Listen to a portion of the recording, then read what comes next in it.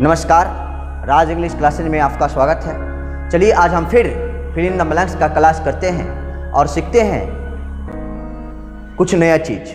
अब देखिएगा, यहाँ से इससे पहले हम 10 नंबर तक कर चुके थे। अब हम चलेंगे 11 number. That story would make a good subject dash और नोवेल। यहाँ पे 4 होगा, 4 होगा। That story would make a good subject for a novel. यह स्टोरी जो बनाएगा नोवेल के लिए बहुत अच्छा सब्जेक्ट बनाएगा, इसलिए आंसर होगा 4। नेक्स्ट क्वेश्चन देखते हैं। I felt as if the ground were beneath my feet. अब मुझे महसूस होता है कि धरती जो है मेरे पैरों के नीचे से क्या हो रहा है, ये भरना होगा। स्लिपिंग मतलब होगा फिसल रहा है, सिगिंग मतलब डूब रहा है, स्मैशिंग मतलब टकरा रहा है, और क्रम्बलिंग मतलब टुकड़ा टुकड़ा हो रहा है। तो आप ही बताइए कि स्लिपिंग मतलब फिसल रहा है, सिंकिंग मतलब डूब रहा है, स्मैशिंग मतलब होता है टकरा रहा है, और क्रम्बलिंग मतलब होगा टुकड़े टुकड़े कर रहा है। तो सिंपल सी बात है, जब आप महसूस करेंगे कि आपके पैरों से नीचे धरती खिसक रहा है, इसलिए होगा I felt as if the ground were sleeping beneath my feet. Option number होगा ए। नेक्स्ट देखिए, द फर्नीचर। एक तो फर्नीचर सिंगुलर होता है, सिंगुलर वर्ब लेता है। फर्नीचर सिंगुलर होता है, सिंगुलर वर्ब लेता है। चलिए हम सीखते हैं इसमें फर्नीचर के बारे में।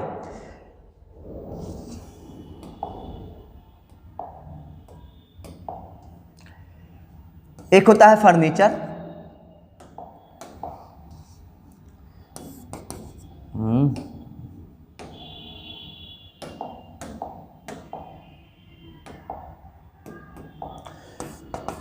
फर्नीचर।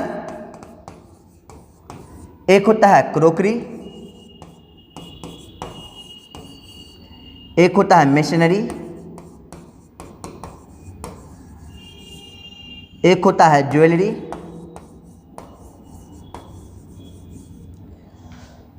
एक होता है सीनरी, एक होता है लगेज, एक होता है बैगेज।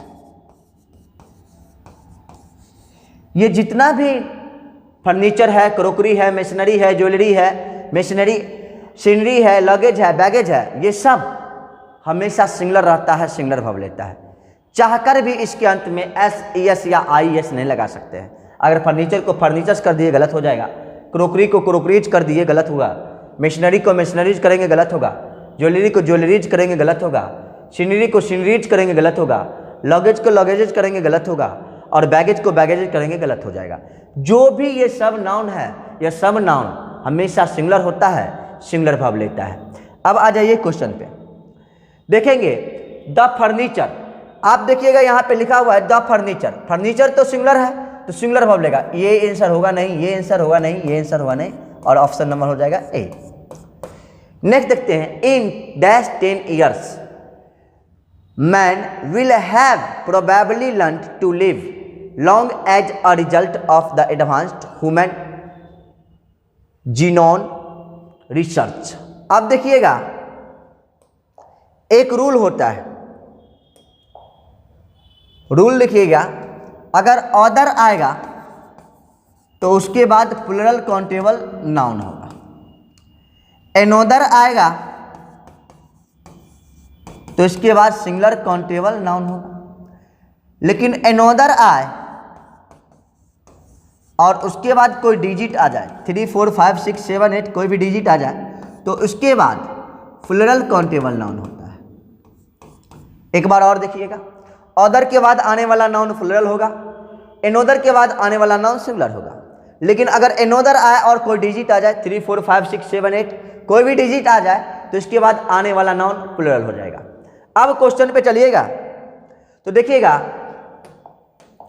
इन 10 years मैन कर रहा है। इन 10 डिजिट आया, ईयर्स प्लूरल काउंटेबल नाउन आया, इसका मतलब यहां पे एनोदर आंसर होगा।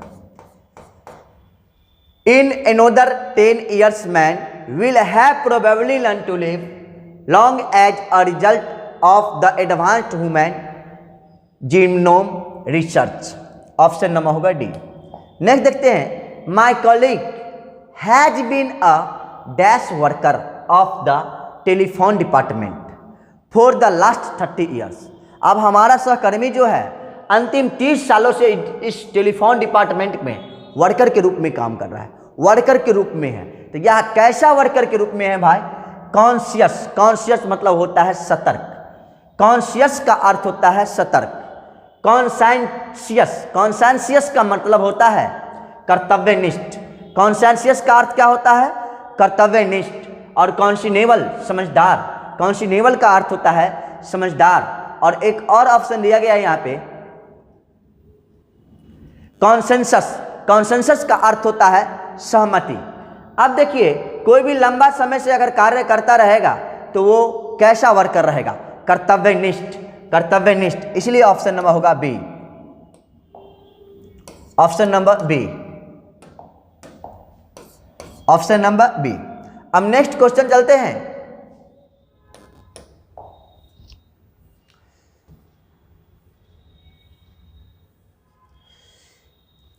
नधिका वाज म्यूज। देखिए, musing dash memories of the past. एक वर्ड है म्यूजिंग, म्यूज से बना है म्यूजिंग, और म्यूज के साथ प्रीपोजिशन ओवर लगता है। म्यूज के साथ प्रीपोजिशन ओवर का प्रयोग होता है।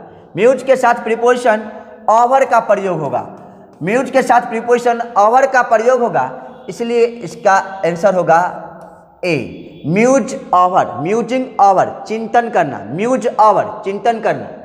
Next, the lame boy try to climb up the staircase without. देखिए, विदाउट एक निगेटिव वर्ड है और इसके साथ हमेशा एनी का प्रयोग होता है। विदाउट के साथ हमेशा एनी का प्रयोग होता है अगर आवश्यकता पड़ी तो। विदाउट के साथ एनी का प्रयोग होता है यदि आवश्यकता पड़ी तो। The lame boy try to climb up the staircase. लंगड़ा व्यक्ति सीढ़ी पर चढ़ने का कोशिश किया विदाउट एनी हेल्प, बिना किसी मदद के। ऑप्शन नंबर होगा एन, B. Each school has its one set of rules. प्रत्येक स्कूल के पास अपना अपना रूल्स होता है। All good peoples should follow them. और प्रत्येक शिष्य को उसे फॉलो करना देगा, फॉलो करना चाहिए। आंसर हो जाएगा एंड। अब एक टेक्निक सीखिए।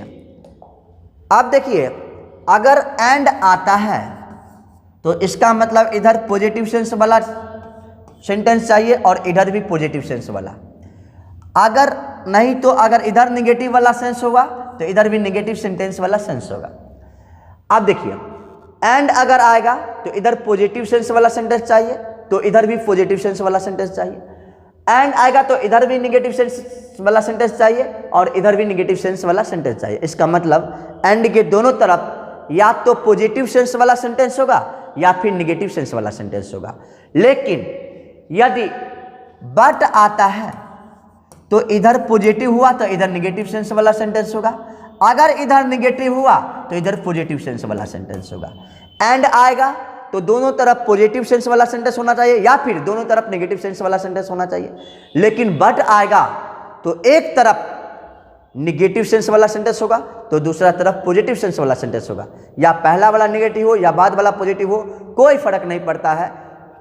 नेक्स्ट देखिएगा, अगला क्वेश्चन पे चलते हैं।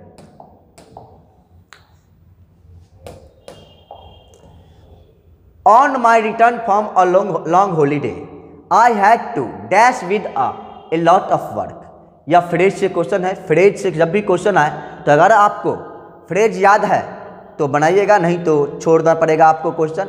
इसलिए फ्रेज से क्वेश्चन आए तो फ्रेज याद है तो बनाइएगा, अन्यथा छोड़ दीजिएगा। कोशिश कीजिए कि आप लोग फ्रेज याद करें। कैच ऑन, कैच ऑन मतलब होता है लोकप्रिय होना। कैच ऑन लोकप्रिय होना। कैच अप किसी लेवल तक पहुंचना। कैच अप मतलब होता है किसी लेवल तक पहुंचना। और मेकअप क्षतिपूर्ति करना। देखते हैं लड़की लोग मेकअप करती है तो मेकअप क्यों करती है? क्योंकि उसमें कुछ कमी है, इसलिए वह मेकअप करती है, वो क्षतिपूर्ति करती है। और लड़का लोग कभी मेकअप करवे नहीं करता है। इसका मतलब है कि लड़का में कोई कमी है या नहीं है। चलिए, मेकअप मतलब होता है क्षतिपूर्ति करना और टेक अप वहीं से आगे बढ़ना। टेक अप का अर्थ होता है उसी जगह से आगे बढ़ना। टेक अप मतलब वहीं से आगे बढ़ना।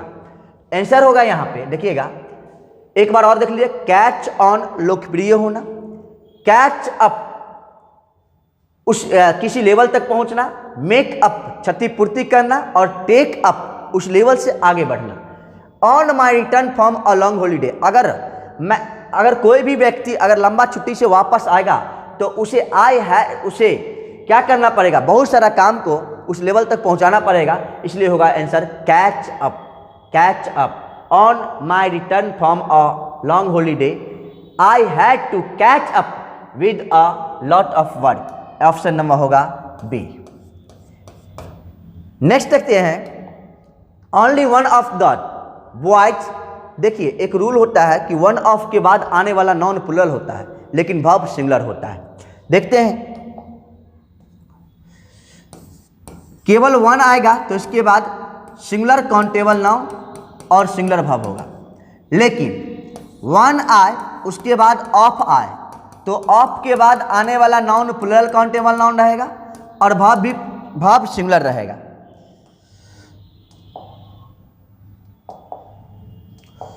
वर्ब सिंगुलर रहेगा।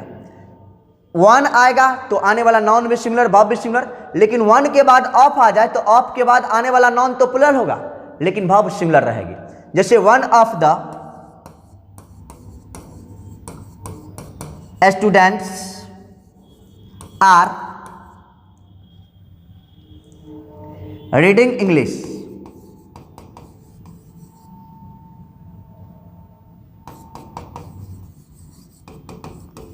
गलत होगा क्योंकि वन ऑफ के बाद आने वाला नॉन प्लूरल वर्ब सिंगुलर तो होगा one of the students is reading English.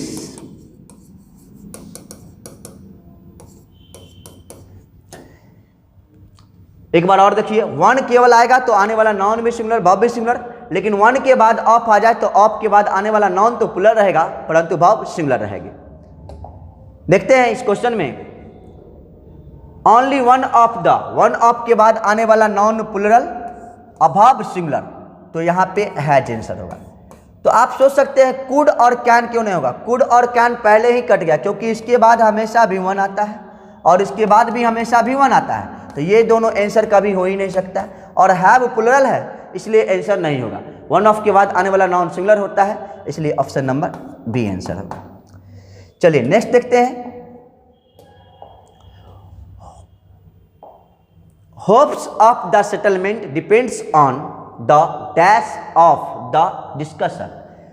समझौता की आशा निर्भर करता है डिस्कशन के क्या चीज पर।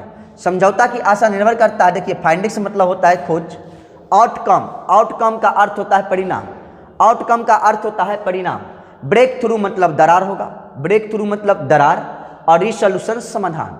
और कोई भी अगर मान के चलिए झगड़ा होता है तो समझौता के जो आशा है हम लोग क्या चीज़ पे डिपेंड करते हैं, डिस्कशन के परिणाम पे डिपेंड करता है, इसलिए आंसर हो जाएगा बी आउटकम परिणाम। समझौता की आशा परिणाम पे, डिस्कशन के परिणाम पे निर्भर करता है, इसलिए होगा आउटकम परिणाम। नेक्स्ट देखिए,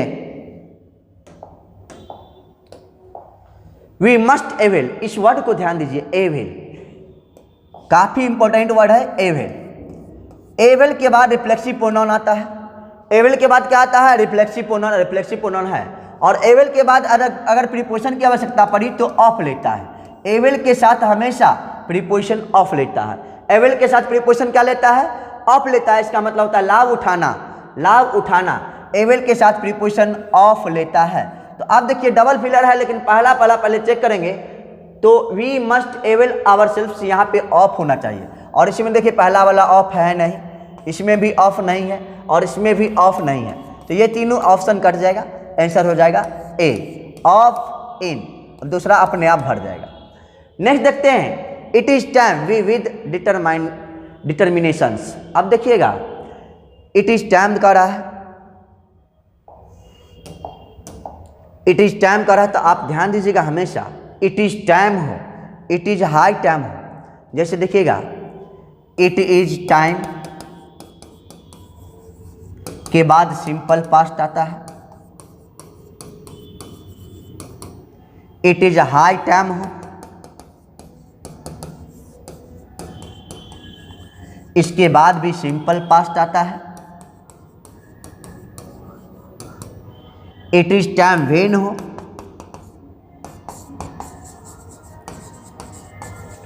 इसके बाद भी सिंपल पास्ट आता है। इसका मतलब है it is time when, it is high time के बाद जो सेंटेंस आएगा वह सिंपल पास्ट का होगा। अब आ जाइए क्वेश्चन पे, देखते हैं इट इज टाइम, इसके बाद सिंपल पास्ट, ये आंसर नहीं होगा क्योंकि फ्यूचर इंडेफिनिट है। ये नहीं होगा, प्रेजेंट इंडेफिनिट है। Have acted, past present perfect है, इसलिए यहाँ पर होगा it is time simple past, subject के बाद V2, इसलिए आंसर होगा acted, option number B. When the thief entered the house, सबसे पहले पास्ट में है तो प्रेजेंट वाला आंसर नहीं होगा, संयोग से सारा पैसेज, सारा जो ऑप्शन दिया गया है वो फास्ट में ही दिया गया है। The inmates dash in the hall, अब देखिए जब कोई कार्य चल रहा था और बाद तक चला, इसके बीच में ही कोई कार्य चलकर समाप्त हो गया। जब कोई कार्य चल रहा था, बाद तक चला, इसके बीच में ही कोई कार्य चलकर समाप्त हो गया, तो बीच वाले कार्य को पास्ट इंडेफिनिट में रखते हैं। बीच वाले कार्य को पास्ट इंडेफिनिट में रखते हैं और जिसके बीच में कार्य हुआ उसे पास्ट कंटिन्यूअस टेंस में रखते हैं। बीच वाले कार्य को पास्ट इंडेफिनिट टेंस में करते हैं और रखते हैं, बीच वाले कार्य को पास्ट इंडेफिनिट टेंस में रखते हैं और जिसके बीच में कार्य हुआ उसे पास्ट कंटिन्यूअस टेंस में करते हैं। जैसे when I asked a question the teacher was teaching, जब मैंने क्वेश्चन पूछा शिक्षक पढ़ा रहे थे। अब देखिए यहाँ पे when the thief entered the house, जब चोर हाउस में प्रवेश किया, द इनमेट्स मतलब द्वारपाल, इन द हॉल मतलब वह सो रहा था, ऑप्शन नंबर होगा बी, वीआर स्लीपिंग। नेक्स्ट देखते हैं 700 men वर्क फॉर 10 days, अब 10 years। अब देखिए 700 व्यक्ति जो है 10 सालों से काम कर रहा था। क्यों भाई? To dash the Borobudur temple in Java to its former glory. अब पहले वाला कोई भी मंदिर है, एक मंदिर है बरोबुदर टेम्पल इन जावा जो कि जावा में है, उसको पहले वाला स्थिति में लाने के लिए 700 व्यक्ति हर रोज काम करते आ रहा है 10 सालों से। तो देखिए क्रिएट मतलब बनाना होगा, कोई नया आविष्कार करेंगे, नया बनाएंगे तो क्रिएट का प्रयोग करेंगे। गिव मतलब देना, ये दोनों ऑप्शन कट गया। और रिवाइव मतलब होता है पुनर्जीवित करना। रिवाइव का अर्थ होता है पुनर्जीवित करना और रीस्टोर मतलब होता है पुनः उसी स्थिति में लाना। तो पुनः उसी स्थिति में लाने के लिए 700 लोग 10 सालों से काम कर रहा था। आंसर हो जाएगा ए। चलिए तो आज यहीं तक रहने देते हैं, नेक्स्ट क्लास नेक्स्ट डे, तब तक के लिए धन्यवाद, बाय।